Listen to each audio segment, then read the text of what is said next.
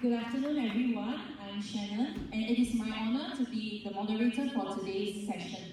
And I hope all of you are as excited as I am to learn from our four amazing speakers here today. So while some of our speakers come from different backgrounds and also different faiths, such as Christianity, Islam, and Buddhism, and we work in different areas for peace and sustainability, one thing is certain, we are all here to contribute to a better Singapore, a better world through our own actions.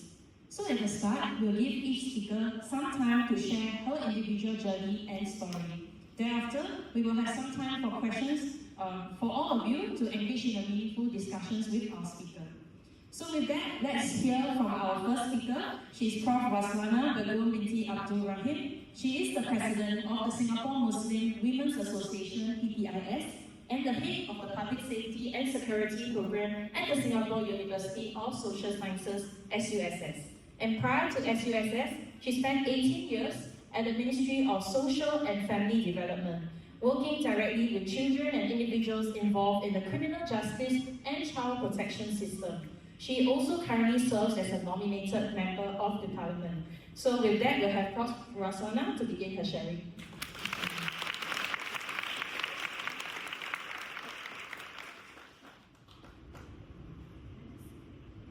Yeah, thank you very much.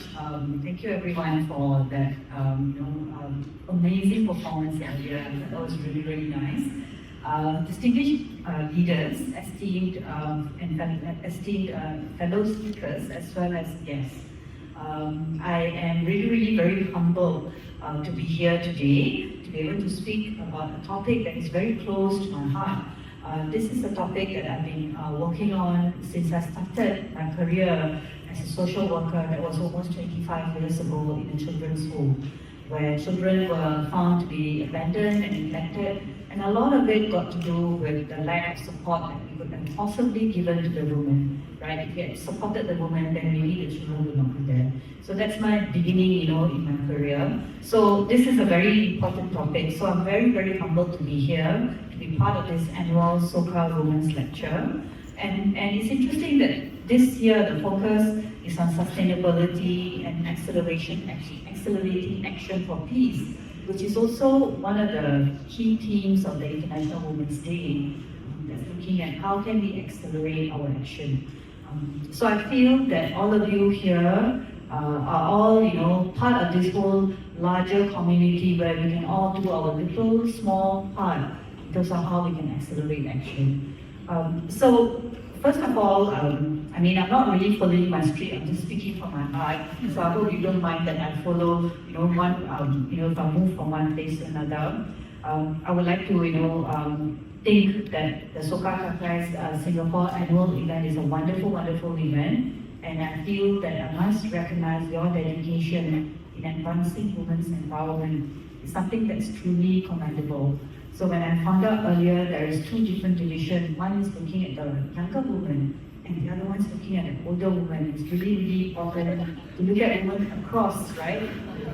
Because we all play a part in the larger diversity in the ecosystem. So I think that's really wonderful, and I'm really honored that I'm part of this. So I will start maybe very quickly, since we're not given a lot of time. To maybe begin as an educator. So at the university, what I do is, about 2018 when I joined the university, I was given the task to roll out a new degree program. And this new degree program is called Public Safety and Security. It was done together with the Ministry of Home Affairs. And at that time it was interesting because I had a lot of young students finish A-levels and polytechnic diploma, very interested in doing this degree called Public Safety and Security, but they don't know what it is. They think it's all about, CSI and crime watch. And then they will come for the open house together with the parents. And then the parents will ask me, women can do this, a lot of them are girls. So women can do this kind of degree because they think that this is about someone who's wearing a uniform can only be meant for men, right? But I would tell them, no, of course all women can do this kind of job because there's so many different types of profession within the public excuse me, I have a cough, within the public safety and security industry.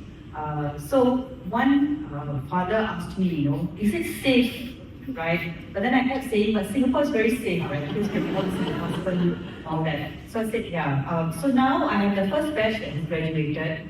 A lot of the women have managed to find jobs in many different areas. Then the next question I asked the young people who are interested in joining the degree, why do you want to do something in public safety and security? And a lot of the women have told me, a lot of the girls have told me, when they were in polytechnic or when they were doing their A-levels, they were bullied, and there was a lot of issues with what we call technology-facilitated sexual violence, when their images were distorted and all that. And there were some men who said that I've even had friends who, unfortunately, because of what was happening online, that the girls, some of them, one, two of them that they know, have actually, unfortunately committed suicide out of this. So they were very, very upset. And that's when I realized that it's really important to get women involved in public safety and security. Because then we would know the impact. Because a lot of the times, when crime takes place, the victims tend to be mainly women, right? And having people in the enforcement area will be a good way to move forward. So I'm very happy to share that last week I had my open house, and one of the girls who had graduated, now she works with the police force, and she does this new job on victim support and community engagement. So that's one example of how we could empower and accelerate action through education. And this new degree in public safety and security is one aspect. Within PPIS, what we have done is we also want to encourage more women to be able to do greater impact in the community. So we've done two different things. One of it is we rolled out a scholarship, and this scholarship is together with another organization, but we are targeting women who are interested in doing their PhDs, right? So we have two scholars now. One of them came back, completed. She's a young mother now, she's pregnant, and she went to UK to do a master's degree in robotics. And when I interviewed her, I was, I had the fortunate opportunity, because being in the education sector, whenever there's all these grants and scholarship, they will ask me to do the interview, right? So when I was interviewing her, she was saying she was working in our hospital, and her interest in robotics is, how can I, go to UK and learn about, greater way to support those who are suffering in the hospital setting, who need companionship sometimes, because hospital is so sterile, right? What can robots do to help support that, support our nursing industry, support our medical practitioners? So I felt that that was a very good, noble cause that she had. And she was sharing with me, I know people say that I shouldn't go because she just got married. This was 2 years ago, and now she's pregnant and she's back in Singapore. But she always says that you should not stop, your pursuit for education just because you're married or just because you're having a child. You can still continue doing both, even though sometimes I think my guest here would also be able to say that sometimes you need to sacrifice certain things, but that's one example. So that's scholarship. The second one is a PhD scholar. And she's also, trying to look at education from a circular sense, from early childhood education. So advancing, providing this kind of opportunity by giving scholarship is a great way for us to accelerate action as well. How we can support minority groups, and minority, women from the minority, population to be able to excel in their education and all that. And the other one, maybe just one more example. Are you keeping time for me? I don't see anyone keeping time, so I can go on. Must remember that I'm an educator. Just go on and we can actually engage the whole class for a long time. Yes, so one more example that I would like to highlight is within PPIS as well, we've created this space called the RAPE space. The RAPE space is part of our research and empowering division, where we try to provide a safe space for women to come in and discuss certain areas. Something similar to what you have here. I feel that when I walked in from the beginning, even in the car park, I already felt that this was a safe space, right? So you can feel that you can share about some of your problems and all that. So within this great space in PPIS, we try to get specialists to come in and talk about, for instance, inheritance. Because within the Muslim law, our inheritance law is a bit, complicated, right? People may not understand how it works. How come, men get more, women get less, and all. So having that understanding is really important. Being able to plan your finance is also important. So that's something else that we do. What kind of legal advice can you get? If let's say you're a small business entrepreneur, you start work, you do your business from the home setting. How do you ensure that the product is safe? What kind of legal measures can you put in place? So these are some of the opportunities that we provide within the RAPE space. And the last bit that I want to highlight before I hand over to my other panelists here is the latest thing that they've done. Because I belong to SUSS, not that because of me being in SUSS, in January this year, SUSS and PPIS came up with a memorandum of understanding. This MOU is specifically targeted at trying to come up with research and data collection that would lead to evidence-based outcomes. So whatever that we are trying to do as a service provider, we're trying to help women of all ages. We must make sure that whatever program that we are doing is targeted, right? And for that, we must have data. If you don't have data, you will not be able to get anybody to pay attention. So, like what the leader was saying earlier, I'm very, heartened to hear that there is constant, write-up to the United Nations to share, what are the findings that we have, how are we doing certain things that is minimizing our carbon impact, for instance.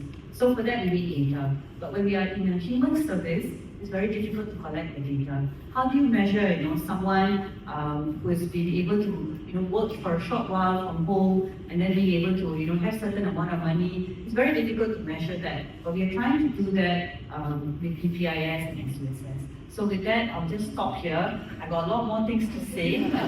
Maybe to the others here who've got greater stories to share. Thank you very much for listening. Thank you for sharing our efforts in uplifting and empowering women by creating safe spaces for them and also through education. So next up we have Lisa Jiang. So she manages a global agricultural program in 9 low and middle income countries in Asia, Africa and Latin America. The program aims to promote sustainable agriculture to achieve food productivity, human health and environmental protection. So she's also part of Soka Singapore as the Young Women Division Region Leader. So Lisa, over to you. Thank you very much for the introduction and happy International Women's Day to all. And thank you so much also to the men present today who are supporting the women. I think it's very important that you're also part of us. So like Shannon had introduced, I'm working in the agriculture sector for the last 6 years. And being in this industry but being Singaporean is very interesting. So I hope in the next 5 to 7 minutes I can share a bit of interesting things I've learned with all of you. So if we move to the next slide, when we talk about sustainable agriculture, often we're trying to balance growing food to feed the population and also protecting the environment. And I will give you some 3 examples to showcase this tension between both sides. So the first example is irrigation.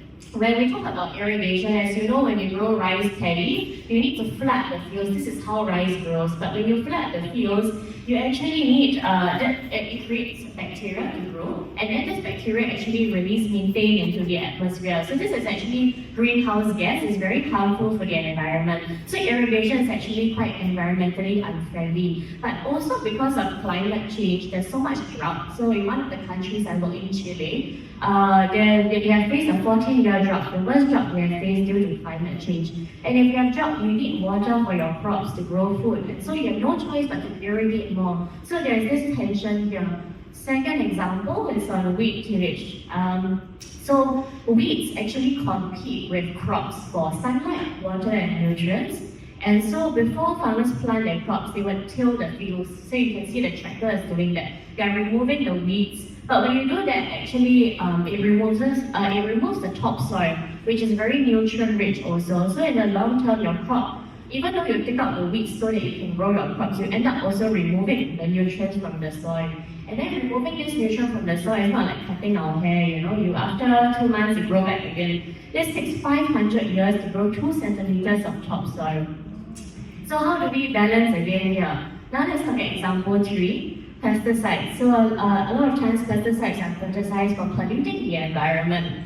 And so people want to reduce the use of pesticides to protect the climate. But at the same time, climate change is creating a lot of pest problems. And so farmers really need pesticides to be able to grow their crops. And because I work in the pesticides industry, I thought I'd share some interesting statistics here. If we move to the next slide, because of climate change, there's a lot more rain. Rain actually encourages the growth of insects.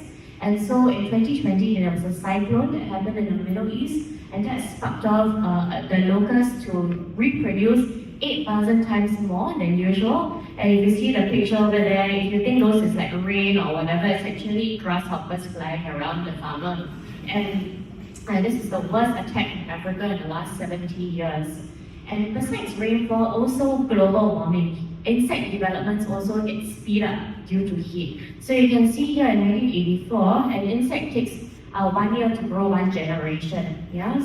But then in 2011, around now, that has increased by 5 times, and by 2050, because of heat, insects are going to grow so fast that they can produce 10 generations in 1 year. This is because they can lay more eggs, because they grow up faster. So instead of taking, for us to reach puberty, maybe 12 years old, now become 10 years old, 5 years old. This is what heat does to insects. And so farmers really face challenges growing crops. Next slide. Okay, so how do we strike this balance? Working in this industry has really made me thought about it. And as a Buddhist practitioner, I always felt that the middle way concept in Buddhism really helps us to find solutions.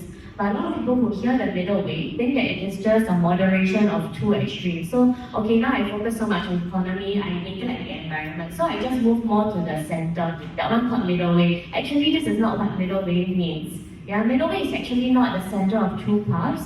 If you click one more time, my animation will show. Oh, my animation not showing. Okay, never mind. The X is supposed to move all the way to the middle. Hold on. Next. So then, actually the middle path is not A or B or the middle of A and B. It is actually C. It is the third path. And that third path, if you look at economics, this kind of XY axis, you can see that we are achieving even more for both the environment and also for the economy. But how do we achieve such a win-win situation? How do we get to C? Next slide. It is by recognizing the middle way, right? We'll see that whether you're an environmentalist or you're a capitalist, all of these ideologies of economic and political concepts, they're very subjective. But there's something more fundamental, and that's our humanity. And that encompasses both extremes. And that's what the middle way is about. It's not the middle of 2, but it is encompassing and transcending such subjective values. Next slide. So our late Soka Gakkai President Lai Sembo Ikela says, start with a proper understanding of human existence. And then that's how we can design our new relationship and solutions to our environment. Next slide. Okay, so that's why at SGI, when we talk about environment, we often focus on increasing understanding. One of our biggest efforts is in Brazil, where the Amazon rainforest is. And so this is the Soka Amazon Institute. From the picture you can see it's near the Amazon River. And a lot of environmental education and scientific research is being done there, because it starts with first understanding, evidence-based approaches, is what Prof. Raswana said, before we can start to take action by understanding. And Sichuan also talked about the Seas of Hope exhibition that is in joint collaboration with the Earth Charter. It has spread to 24 countries, including Singapore. Next slide. So in ending, I just like to share about this analogy of the elephant and the blind man. So you can see an elephant is a very big animal. Can you touch the whole elephant with one hand? No. So this blind man, you're all at a different part of the elephant. The blind man at the ear thinks the elephant is a fan. The blind man who's at the tail thinks that the elephant is a rope. And this is how we tend to see things when we don't have dialogues with each other. We only see one side of things. We only see the environment, we only see the economy, we only see women, we only see men. And with that kind of perspective, we're never going to solve today's challenges. We need to see the whole elephant. And so to find that middle way, to transcend that, we need to have dialogues and learnings. And so with women here, our objective is not just because we have been unequal in history, so we bring the men to the tail of the elephant and show, see, I told you the elephant is a tail, it's a rope. Yeah, it is not that. It is for us to open our perspective to men and women across different faiths, and that's how we find the middle, when we find win-win solutions to today's challenges. So with that, I pass the time on to the other speakers. Thank you. Thank you, Melissa. So I want to admit that until today I didn't know so much about the conflicts and tensions facing agriculture, even down to things like about insects and use of pesticides. And I thought it was really very enlightening that you shared about the concept of the middle way and the importance of dialogues.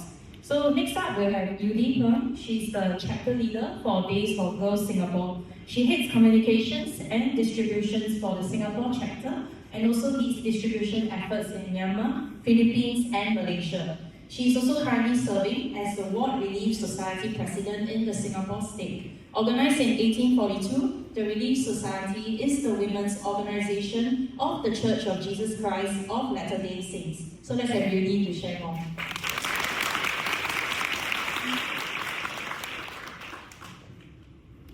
Hi everyone, it's with great joy that I'm here with all of you, and I feel so fortunate to be part of this very special conference organized by Soka. Today I'd like to share with you about the sustainability effort of my church as well as the humanitarian projects that we are involved with. Next slide, thanks. To start, I'd like to share a little about my church. Next slide. You can go fast forward. I actually prepared quite a number of slides. Please bear with me, thank you. So the Church of Jesus Christ of Latter-day Saints has over 17 million members worldwide. There are over 31,000 congregations. Next slide. And 188 published languages. Next slide, please. Next slide. Jesus Christ is central to the beliefs and lives of our members. We come from all levels of society throughout the world. Next slide. You can find us in businesses and different industries. Next slide. Such as aviation, charities, education, government, etc. Unique features of the church is that our local congregations do not have paid clergy. Each of us play a part through callings extended to us in various roles. You may easily recognize our missionaries in white shirts, black pants and ties for the young men, for the young women in modest top and long skirts. They wear a little black tag on their left chest that bears the name of the Church of Jesus Christ of Latter-day Saints. If you see any of them on the street, please give them a little wave and say hi. It will make their day.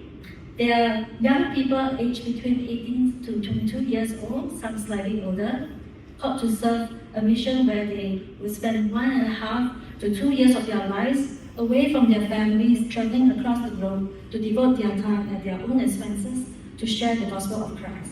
Besides teachings, they too are involved in charitable services. We have more than 74,000 missionaries in the world every year.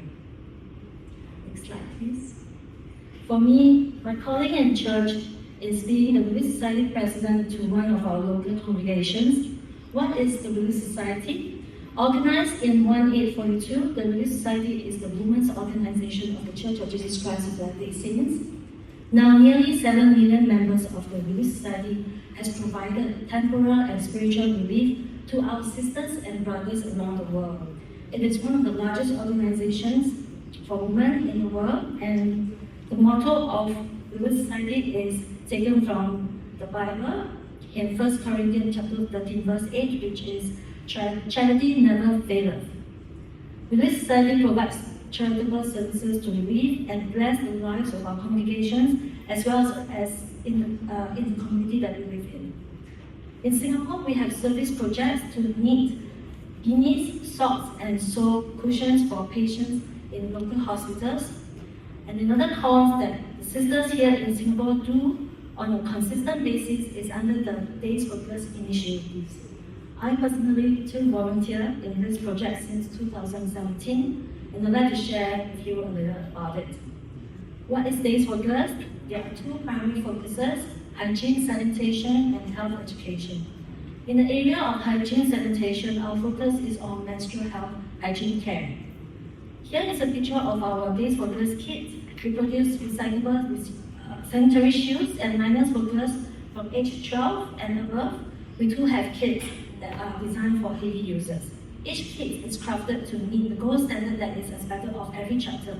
And whenever a part of the kit is done wrongly, we dismantle it and start all over again. This is to ensure every kit is completed with top quality and durability so that it can last the user at least 2 to 3 years. Next, on our health education. Next slide, please. Yeah, thank you. Conducted via health workshop, every user will have to participate in our workshop prior to receiving the kit. In the health workshop, we talk about the anatomy of our body, hygiene, and menstrual care. We teach the girls to handle menstrual care with dignity and confidence. We also caution them about pregnancy, human trafficking, and self-defense. I'd like to share with you how Days for These kids are helpful. When we were conducting distribution in Myanmar, we learned that they have hundreds of nunneries and orphanages, and particularly in nunneries, a lot of the girls there do not own their own pair of undergarments. The girls will have to borrow a pair of undergarments from the nunnery whenever they have their periods and return at the end of it. With the Day for Girls kit, they got to have their very own undergarment. When we were in Davao, we learned that a piece of disposable sanitary pad is about 3 to 4 pesos, and many of the girls in school have to decide whether to use their lunch allowances to purchase lunch or to purchase sanitary pads instead. With the Days for Girls kit, the girls will not have to face such a dilemma. Volunteers at our sewing workshops are both members of the church and non-members. Fundings for these projects are raised through the volunteers' personal effort. In promoting peace and harmony, the Church of Jesus Christ of Latter-day Saints and its members strive to care for those in need as Christ did during his mortal ministry.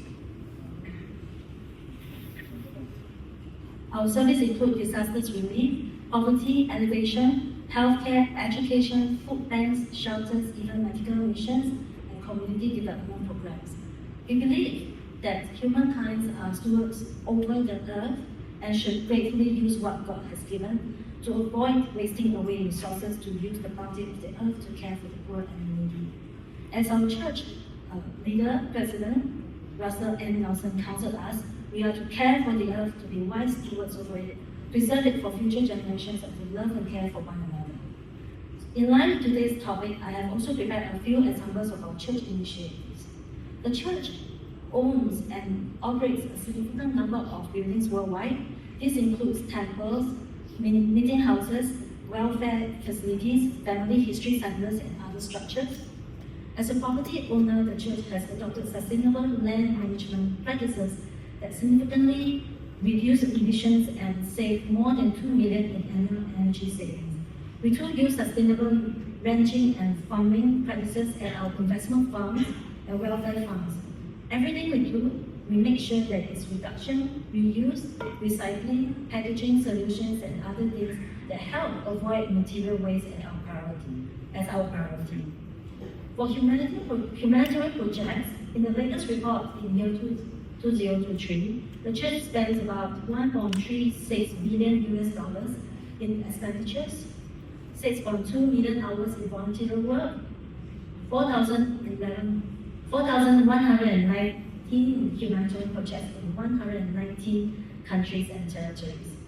Humanitarian projects are carefully selected to ensure that sustainable solutions are implemented using local materials and resources when possible.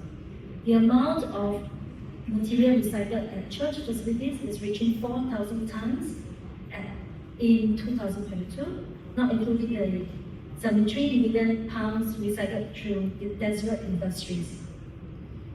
The Deseret Industry is a non-profit thrift store and donation center.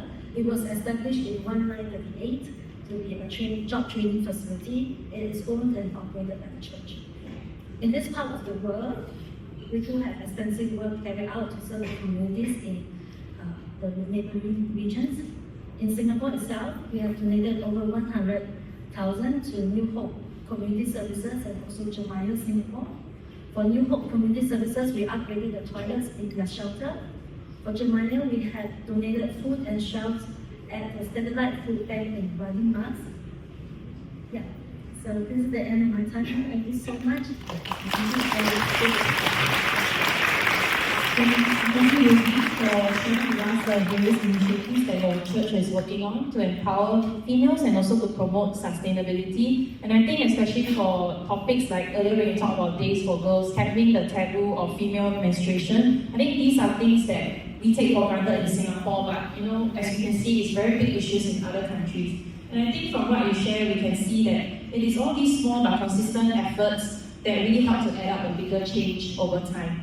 Yeah, so now I think let's hear from our final speaker, Dr. Leon Bailey. She's a marine scientist, marine ecologist, and marine conservationist with the Tropical Marine Science Institute of National University of Singapore.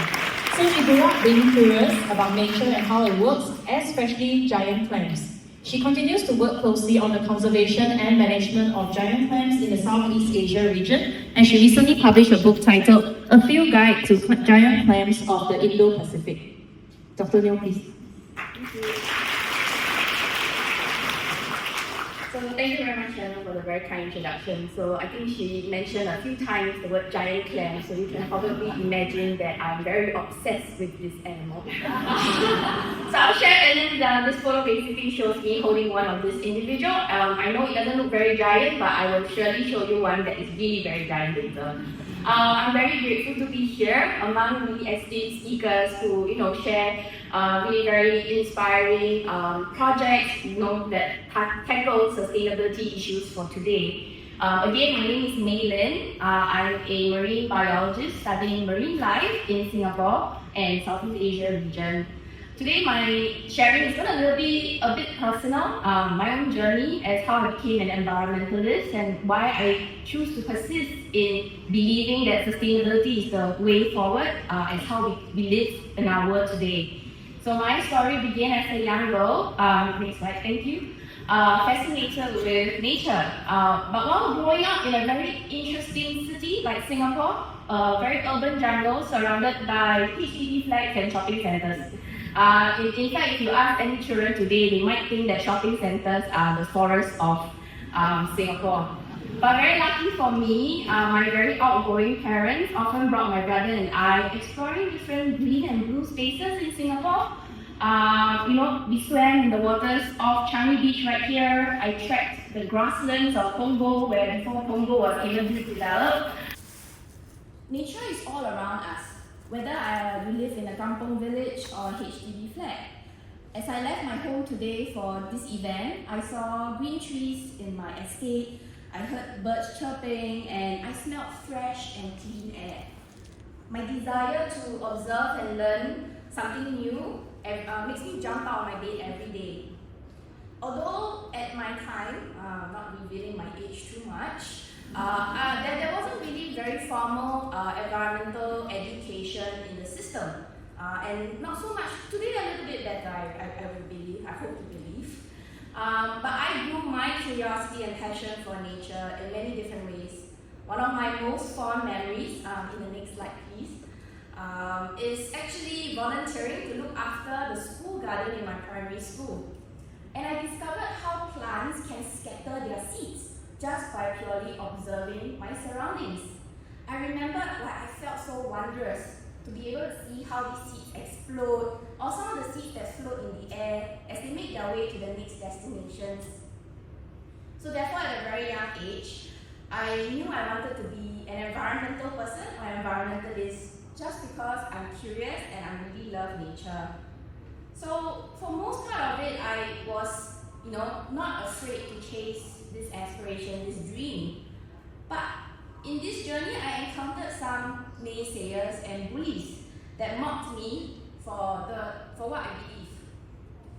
So when I was 16, a classmate of mine made fun of me. He said to my class very loudly that my environmentally friendly efforts were not impactful and would not solve today's world's pollution problem. And at that time, I was a 16-year-old girl. I felt really hurt and I felt very embarrassed. Having been sit in front of a big class, and I cried in class. And even though he apologized just because the teacher said so, the damage that he had done was already done. And in fact, it made me feel, it made me become very withdrawn. I feel very paranoid, to the point where I couldn't help but worry if I had revealed my true self over the next, in this next part of my journey, would something like this happen again? And things like this.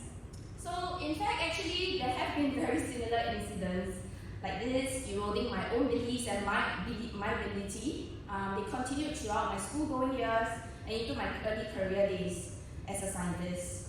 So at various stages of my life, I have been undermined just because of who I am. A young Asian female, working in a scientific field, still primarily dominated by men.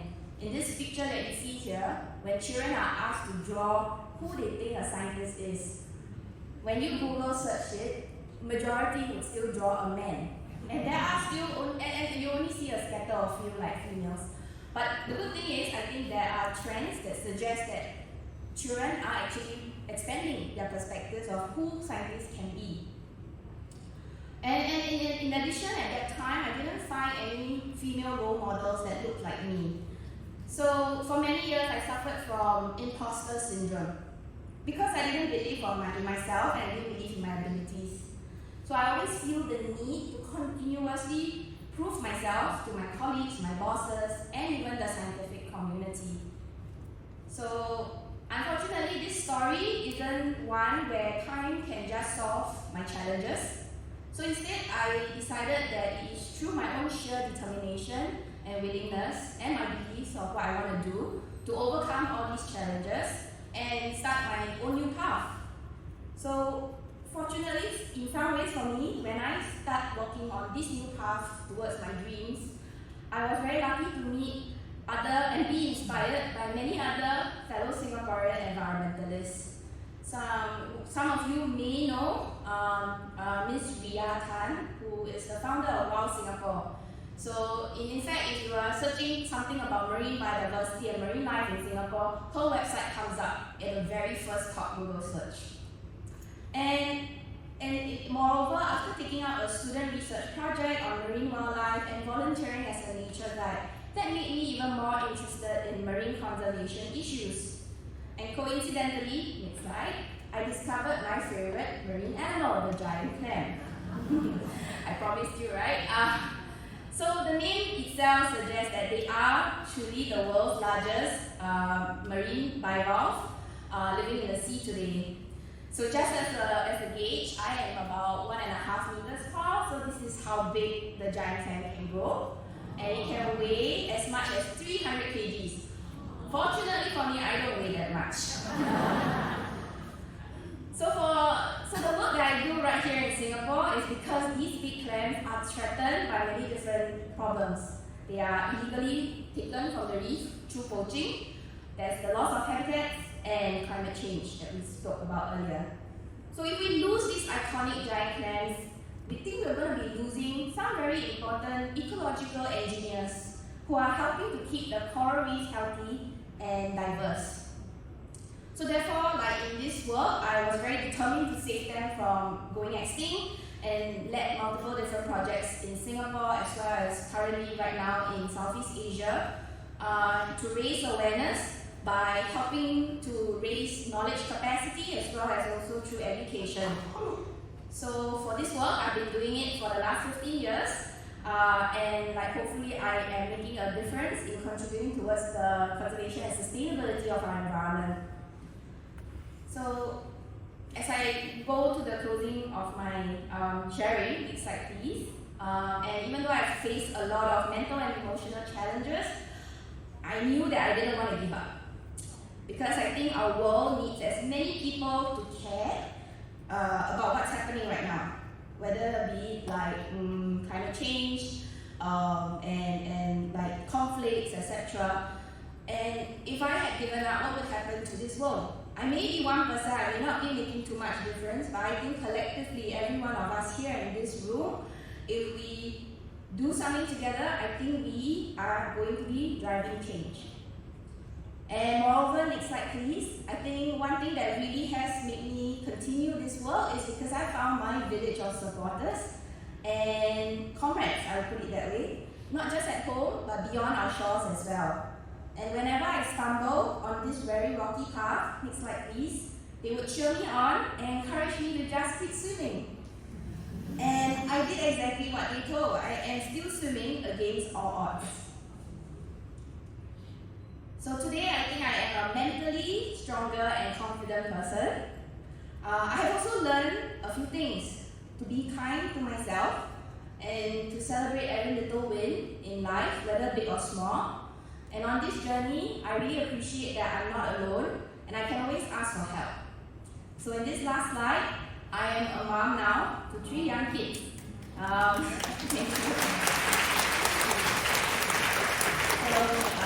In fact, like coming here, some of them were asking like, who's looking after your kids? So that's what my village is helping me right now to be here. So I see my role as being an environmentalist, as a marine scientist, as an advocate, and an educator, even having an even greater purpose for them. So as I persist in bringing about positive changes through my work and preserving the world in how I can, preserving the world just for them and many other kids as well, I am also trying to raise my children to be eco-conscious and respectful citizens of nature. So in that way, I can be sure that the nature I love will still be around in our foreseeable future. So thank you very much for that. Thank you so much, Dr. Neil. I'm sure there's a lot that we've been learning so far, and probably there are questions that you want to ask. So if you do have questions, please do scan this QR code, go to slido.com, key in the passcode, and you can type in your questions there. So while all of you are still thinking and typing away, I guess I can start the ball rolling. I'll ask just a question.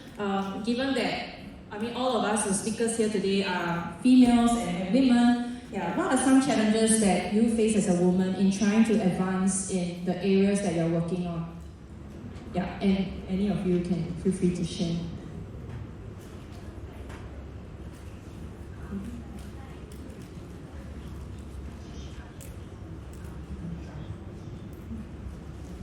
Okay, let me start before I start coughing. I think as a female, my previous profession when I was in the children's home and subsequently the ministry, a lot of the social service professionals tend to be female. And sometimes there are occasions where we do have females who tend to sometimes not support another female, right? So that sometimes happens as well. I think the biggest challenge would be trying to do something that is totally, different and trying to, to build that path in terms of having children, being married, and trying to go on to do your studies, and all that. So when I was trying to pursue my PhD, which was in the area of restorative justice and criminology and all that, a lot of people ask me, why do you want to focus so much on people who have broken the law? What is your interest in trying to help people who have done something, against the country and all that, against the law and all those things? But I felt that everybody has got something new to offer, and if no one's going to try to help them, they will end up perpetuating the problem, right? We cannot get rid of all the crime in the world, but there must be certain understanding in terms of why they're doing certain things. So that was the challenge. People ask, why do you want to do this? Because criminologists are generally men. Wanting to go into prison and talk to these people, generally, you go, aren't you afraid to talk to, offenders? Aren't you afraid to work with someone who has committed a violent crime, for instance? So that was one. Having children and being able to be a mother and a role model is also not easy. I've got 2 boys. Unfortunate for me, I had to raise them on my own as a single mom. And that was also a challenge, How can a mother raise 2 boys without a male role model, right? So this was another, challenge that you face. But after, going through the path, I really believe in Dory and keep swimming. It's something that we teach our children when they watch Finding Nemo.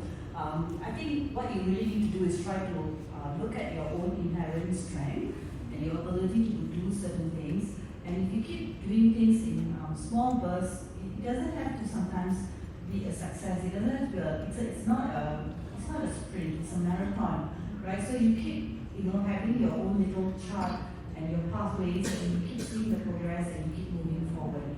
And I think all of them spoke about having a community, and you have a great community here.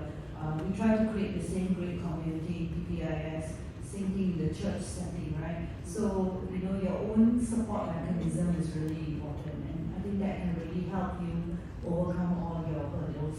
So for all the young girls out here, go and do whatever you want to do. Go into environment, go into food, go into pesticide, doesn't matter. You can still do it. Okay? Thanks a lot, Paul, for sharing that. There's still some questions coming in. I will ask one more question.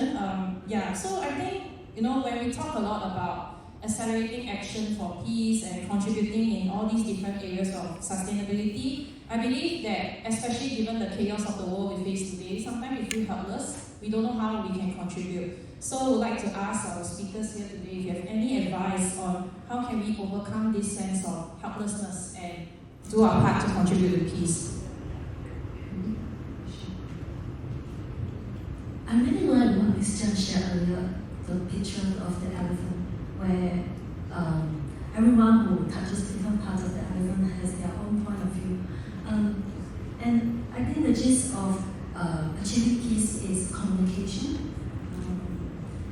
When events like what we are having here, this dialogue, is a great example of it. When we come together and discuss the common things that we have interest in, and at the same time, we recognize that we are all different in our own ways. Well, God built all of us differently, right? The important thing is understanding how we can bring each of the good of every individual and of every community and bring them together and see how we can work together with it. There's a quote that I like to quote you by our church president. His name is Gordon B. Hinckley. He has said this before. Bring the good that you have and come and share it with us, and we see what else we can add to it. So, I believe that communication is the key to achieving peace. Thank you, Yuki. So now we have a lot of questions coming in. So I think one question is directed to Dr. Neo. So if you have an advice to give to the future generation to better care for the environment, what would that be?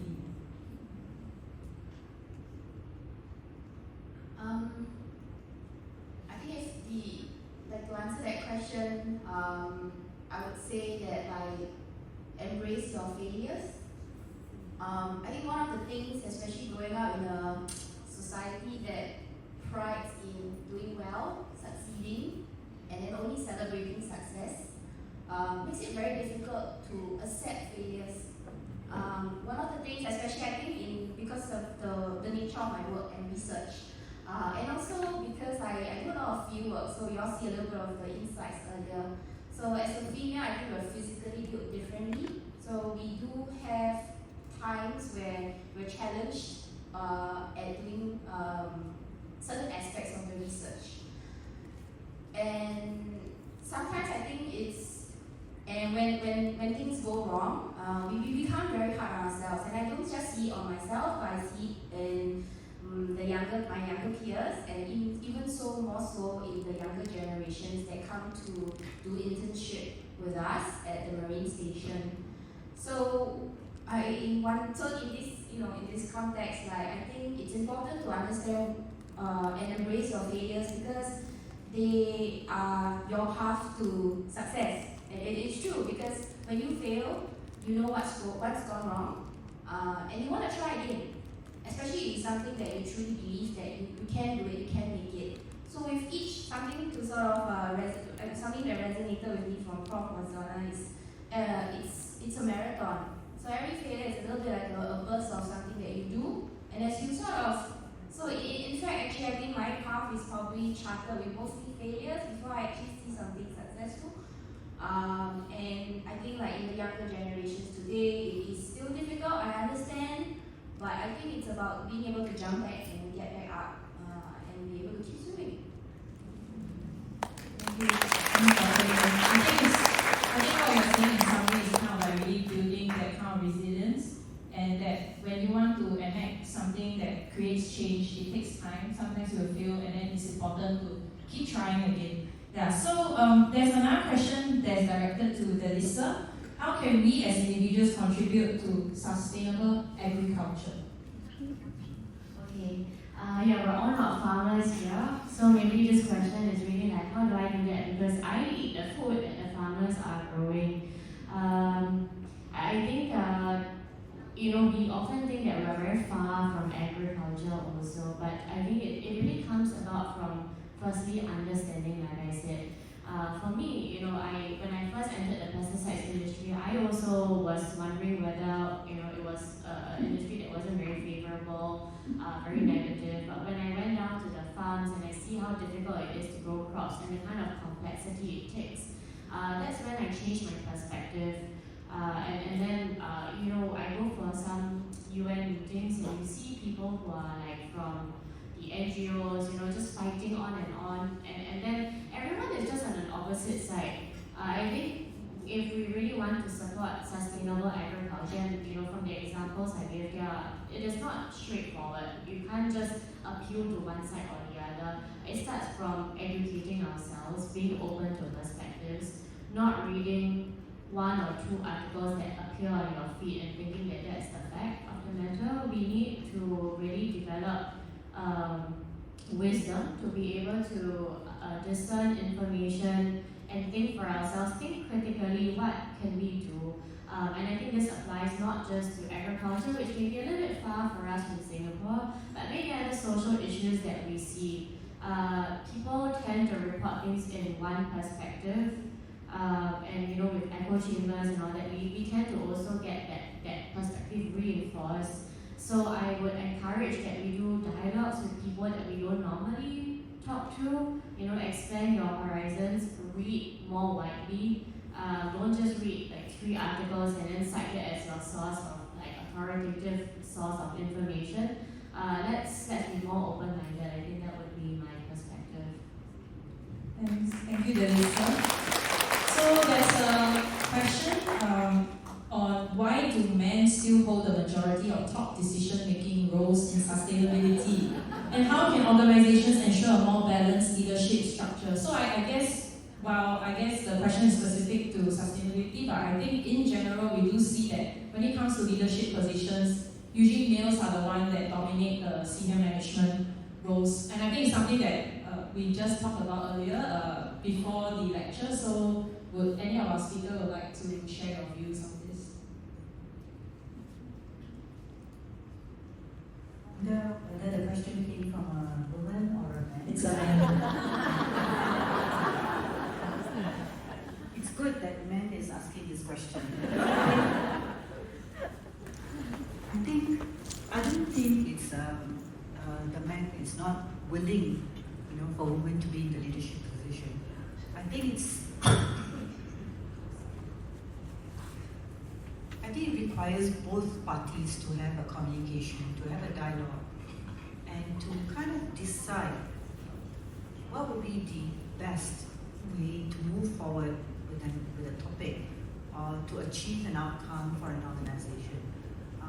I feel that sometimes women tend to back out because they are either they have the imposter syndrome, or they feel that I'm not good enough, or they feel that maybe they will not even listen to me.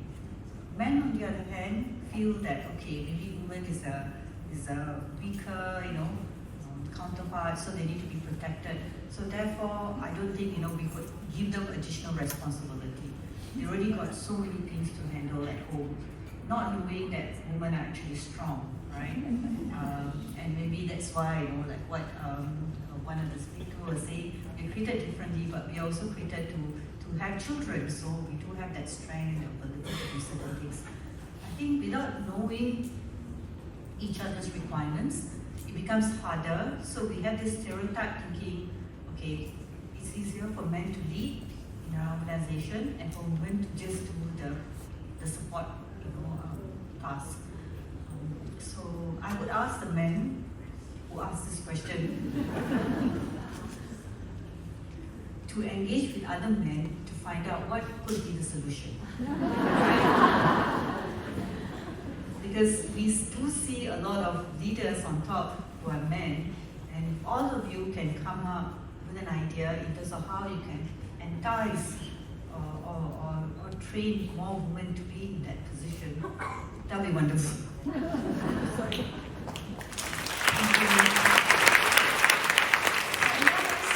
Our speakers would like to add on to that topic of male-dominated leadership and anyone.